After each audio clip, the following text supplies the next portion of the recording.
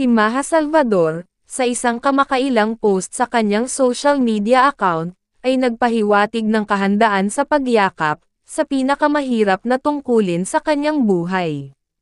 Sa larawan, makikita si Maha kasama ang kanyang baby bump, at isang caption na nagpapalam sa lahat na ang aktres, at celebrity dancer ay malapit ng manganak, sa loob ng ilang linggo.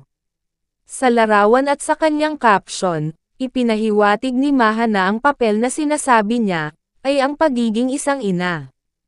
Fully embracing my latest, and most challenging role, that starts in a few weeks, motherhood.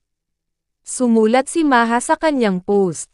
Matatanda ang nagsagawa ng gender reveal party si Maha, at ang kanyang asawang si Rambo Nunez, kasama ang maraming bisita, ilang buwan na ang nakakaraan. Sa gender reveal event na iyon, nalaman na magkaka-baby girl ang celebrity couple.